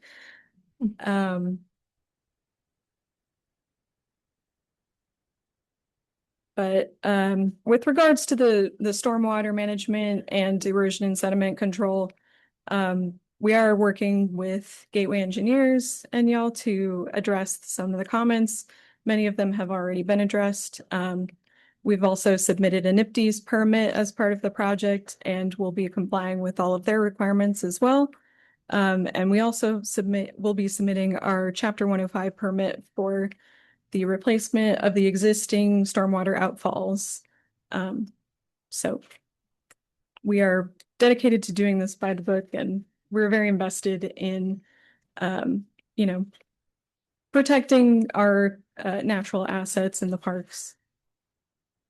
I've noticed through the years, having 4 children who've used that park often, it can get a little soupy there. So I'm assuming these changes will make this a little drier for us. Yes, yeah, that was one of the goals of the project.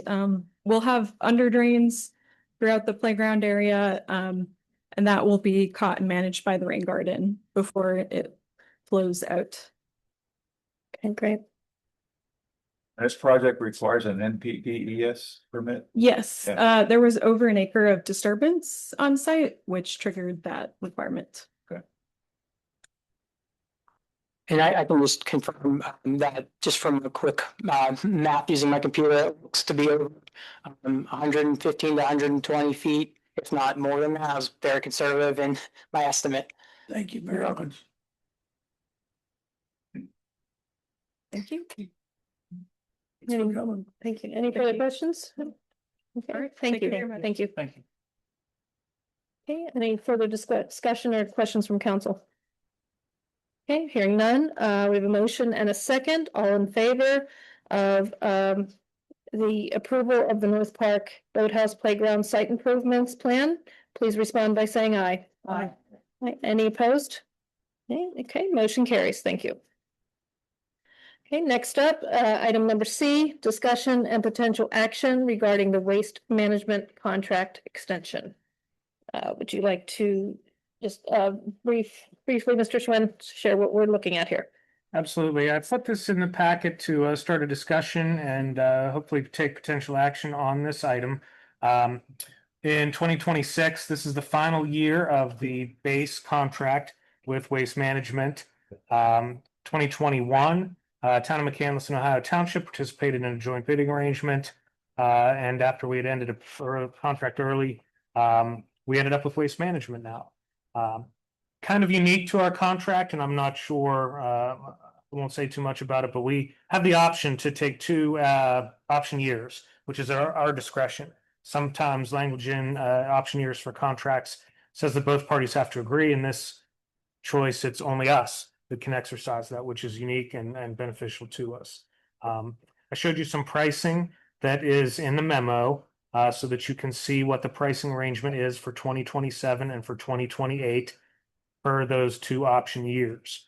I've also given you a reference, our North Hills COG, the other municipalities, their contract ends this year also. They have a 1-year option. That's anybody who, was not part of what we did with Ohio Township here too. Some of those municipalities would like to take that option. You can see that one didn't.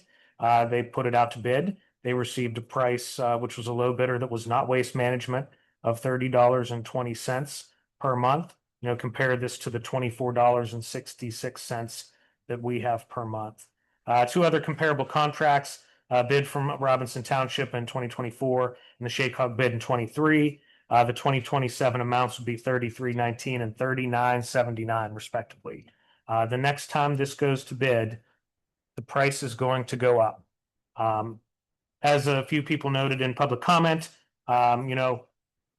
when you have a waste hauling situation, there are not a number of companies entering this market. They're not beating down the doors to compete. It's the same competitors with the same trucks, with the same service, with the same landfills.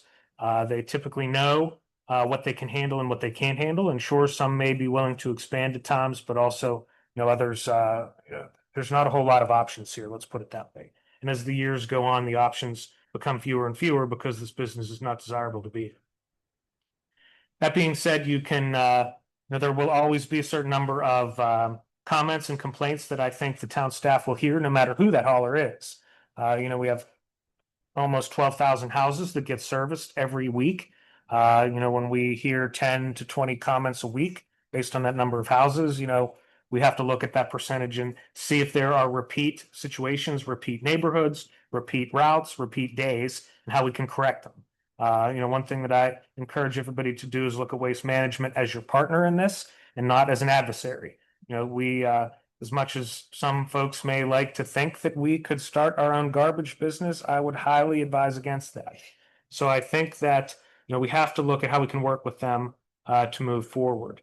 I took some notes during the public comment period. Well, I agree with you. I'm a waste management customer where I live right now. And I think by design, many companies, including them, have moved to an online system where they want you to correspond through chat, through email. It's the same way for Comcast or Verizon. It's the same way if you need to call Home Depot. They want you to go through the AI process, and they do, I think, whether it's for a cost reason or otherwise, might be more efficient for them to try and answer your questions not on the phone. Please call here, talk to Kelly. We do have people that we can get through to. And Kelly does a great job. If you haven't called her or talked to her, she's so positive. She can turn anything and make it sunshine and rain. Based on this pricing, I don't want to continue, but I'd like to say that I think based on the bid results we've seen, based on the option years that we have available, based on the fact that our partner during the bidding, OT, has already agreed to the 2-year extension, I strongly recommend that we agree to both option years now, and then we can revisit this for a joint bidding arrangement in 2028. Happy to answer any questions you have. I'd like to make a motion. Do we have any questions from council before we make a motion? Is it correct to assume that entering bidding and accepting this extension or considering this extension are mutually exclusive? You cannot bid and accept the extension. Any questions? I agree with many of the comments tonight, and I even called my brother in Ross as well, Mrs. Neathart, and he screenshotted his bill of $158.04 without yard waste. Yeah, I pay it too. Mr. Wall, would you like to make a motion? Yes, I would like to make a motion to extend the waste management contract by 2 years. Thank you. We have a motion. Do we have a second, please? Second. Okay, Mr. Hickerson, thank you. Any further discussion or questions? Okay, we have a motion and a second. So all in favor, please respond by saying aye. Aye. Any opposed? No? Okay, motion carries. We will extend the waste management contract by 2 years. Thank you. Wait for you to put your.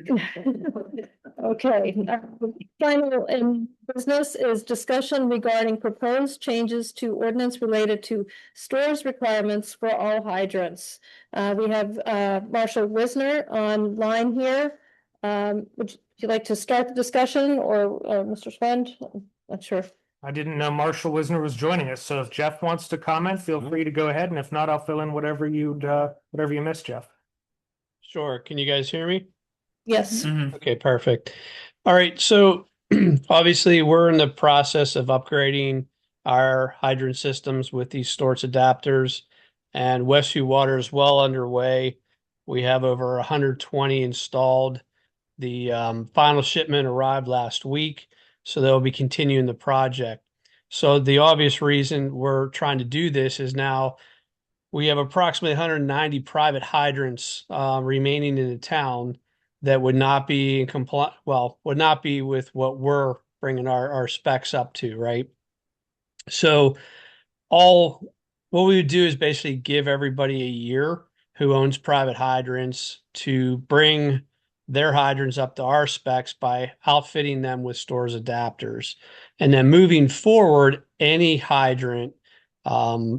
hydrant, let's say, that needs to be replaced or maybe getting installed in a new development, would need to comply with these specs. So that would mean either a public or a private hydrant would be required to have that Storz fitting.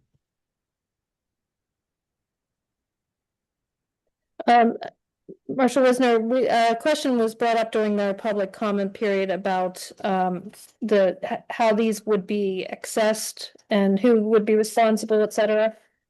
Would there be like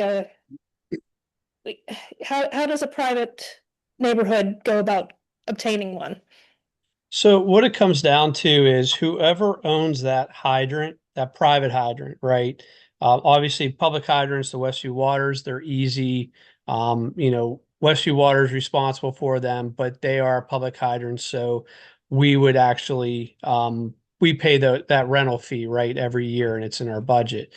But anybody who owns that private hydrant, so whether it's a school district, a business, a HOA, etc., they would be the ones responsible for bringing their hydrants up to our specs.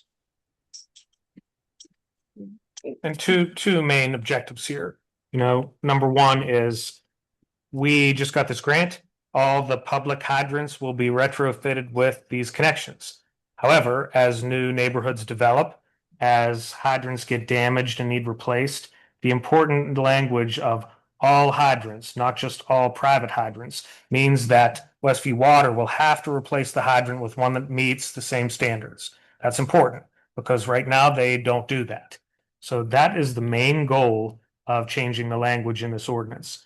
When it comes to identifying in the ordinance who has to pay for the private hydrants, I don't necessarily know we have to include that language in here because, you know, people who have a private hydrant already have code they have to follow that they know that's theirs. But what we can do is send correspondence to anybody who owns a private hydrant, telling them of the new legislation, telling them it's their responsibility, and potentially offering a couple different places to choose purchase items from, or contractors that may offer the service to. So we'll have to do a communications blitz. Good thing we have a new great communications person who'd be able to get this out directly to those people. So, you know, if you do have an HOA, you'd hear in a straight letter what it is and not have to just, you know, hear a warning and then be told later that you're out of compliance. Thank you. Any further questions from council? Okay. No, I'm not sure if we are taking action on this. Discussion. I wanted to see what everybody's ideas were on this. If nobody has any comments to change to the draft, we can go through the advertisement process and we'll have this on your schedule for May or June adoption. Thank you. Okay. Thank you, Jeff, for your thorough comments. Thanks, Mr. Wisner, for being here with us tonight. Anytime. Moving on to agenda item number 13, which is public non-agenda comments. If somebody would like to make a comment, please step forward.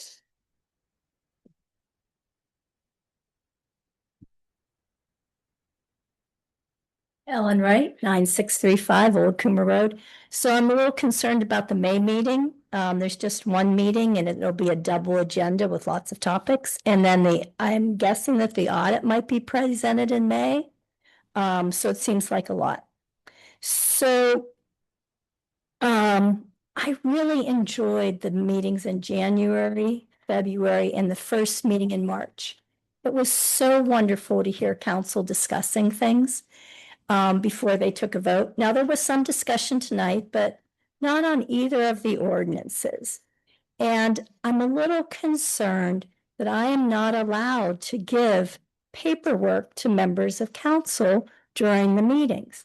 So I cannot show any documentation, and then the solicitor can say I'm wrong. Well, there's no documentation for me to show you. And I think that's sort of a shrinking of council's duty. As I understand it, as the community, we elect council members. Council members employ people to carry out things, but as a member of the community, and you are my counsel, if you choose to ignore the paperwork, say it doesn't make sense, that's fine, but at least you receive it and you can make that decision. Because, for example, there was someone from the solicitor's office at Planning Commission, and that person never said this will never come back to Planning Commission. So Mr. Corbel has made a big point that it never goes back to Planning Commission. So why didn't the attorney at the Planning Commission state that when that was being discussed at Planning Commission? So it's helpful if I can give you documentation and then you can make your own decisions, as opposed to the person who's making the rules that I can't give you paperwork is then the person who's responsible for saying that what I'm saying doesn't make sense. As I understand counsel, that I can give you the information in writing so you can see it, and then have Mr. Corbel say what he wants to say, and then make your own decision. So thank you, council, very much. And I hope that in the future, we can work together for the better of McCandless. Thank you. Oh, one more thing. Has Mr. Corbel ever met a development project that he doesn't like? Just as an aside. Thank you. Thank you for your comments.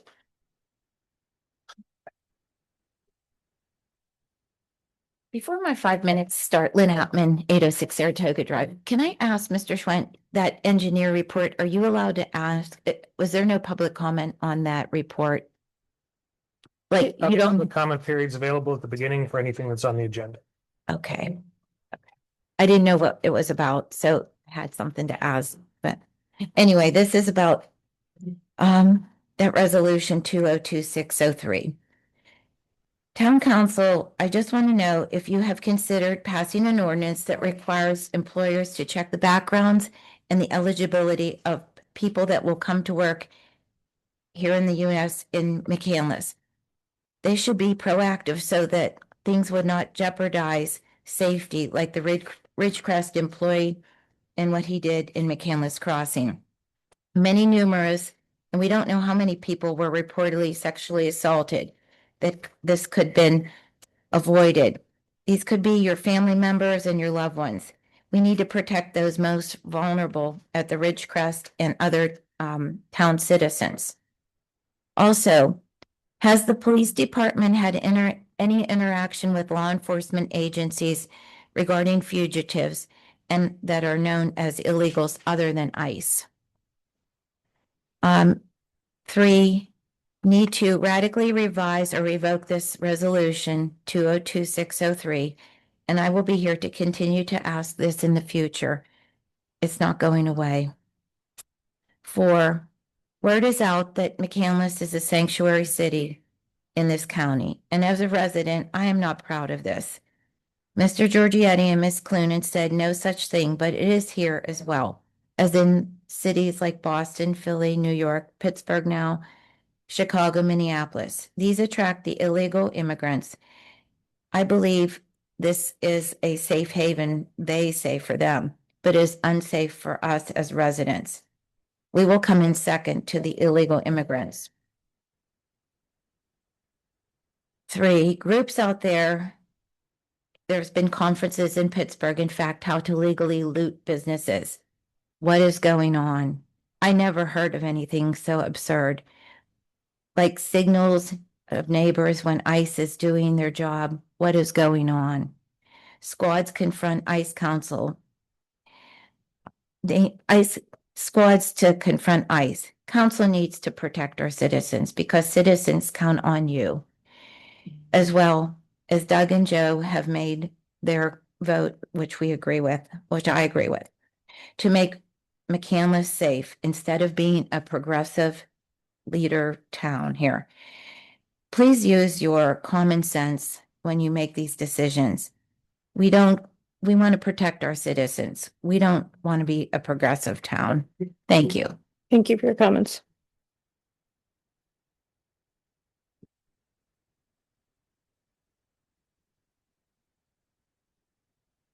Hello. Good evening. Barbara Richards, 305 Manor Court. I would like to start by saying thank you to President Clunan for her leadership and the leadership that you are showing and how you are running your council meetings, for the respect you show for your citizens and for your fellow council members. I'm sure it will continue, and perhaps we can find a way to call out the inaccurate and false narratives that are being read into the record recently by citizens who seem to be upset with the recent legal change in leadership in McCandless. First, I continue to support Resolution 2026-03. Second, there is no connection between the passage of Resolution 2026-03 and the actions taken by ICE in the Ridgecrest assisted living case. If anything, it appears to me that ICE is disregarding and disrespecting our home rule municipality laws, and that it is a direct reflection on the McCandless Police and the laws they are trying to follow to protect us. So their gripe should be with ICE.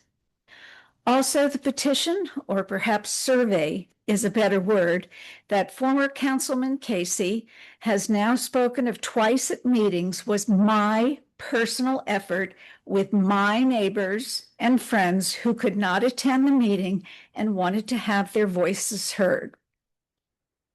I think there were about 40 signers. I think way more than 40 McCandless signatures could have been collected had all of McCandless been targeted. It contained only suggestions we, the undersigned, rightly thought should be addressed in the resolution. That's all it was.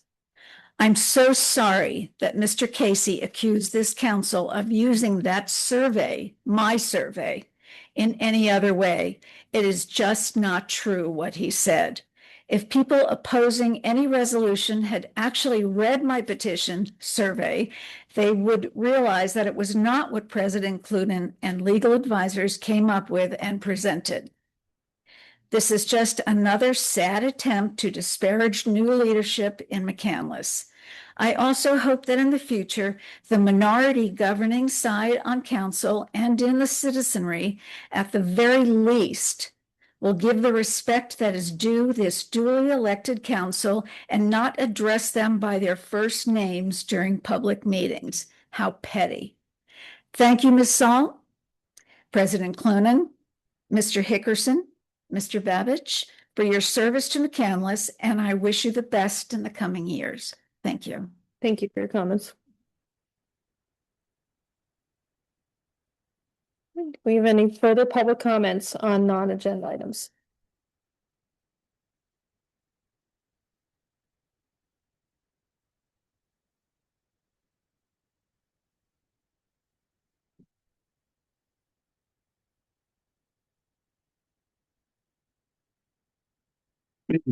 Don Harrison, 1473 Hedwig Drive, Helson Park. You know, Doug, Joe, thank you for defending on trying to shut down 2603. Unfortunately, it's here. When you have something like this, and from the last speaker, and saying things about minorities and majorities, something like that should go on the ballot. Let the people decide.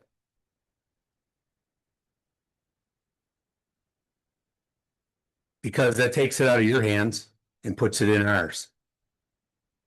We elected every one, well, we can't say we elected every one of you, but we elect our representative from our area to represent us.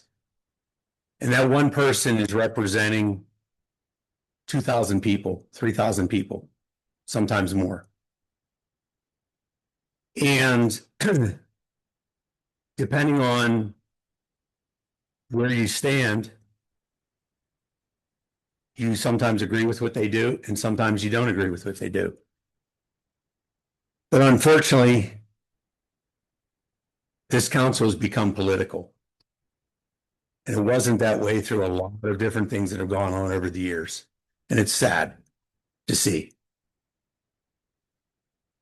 So we have a chance to make a difference. You can make a resolution to change that ordinance, or you can leave it there. And as everything happens in this borough, people remember what happens. They don't forget. So just remember that when election time comes around, we don't forget. And then tonight we talked about e-bikes, and I recommend every council person to go and put in, there's a tool. It's called Google. Plug it in, e-bikes, see what the rules are across the Commonwealth. See what local municipalities do and don't do. You have signs out back that say no skateboards allowed in the park. If they're not there, then they've been changed. Why do we put them there? We put them there because kids weren't responsible enough, the parents weren't responsible enough to have kids doing stupid things. Kids will be kids. We were all one of those at one time or another. Some longer than others, some not so far along that they were kids. But by doing that and putting things into place, there are actually speed limits that they're allowed to go. Municipalities put restrictions on bike paths. Are they allowed on sidewalks? Aren't they allowed on sidewalks? Other people are already doing it. McCandless could be the cutting edge of sitting or saying, okay, you know what? E-bikes are not allowed on sidewalks. Clear, end of story.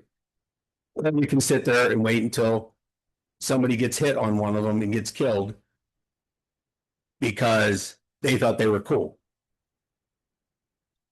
I feel bad for the police department.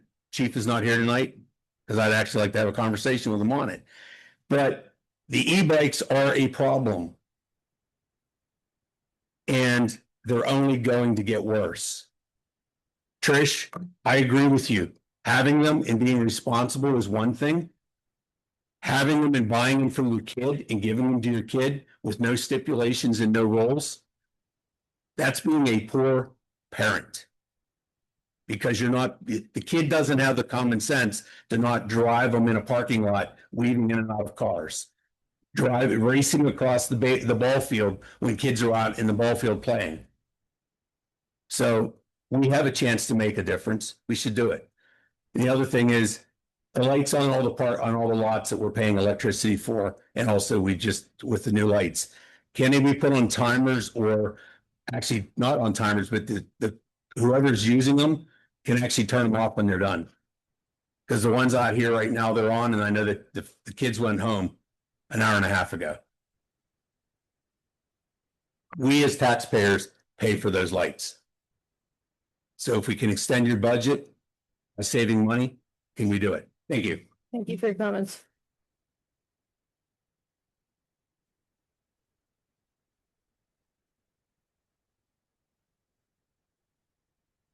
Good evening, Bishop Caliendo, 10529 Abbey. Butler County has an agreement to cooperate with ICE.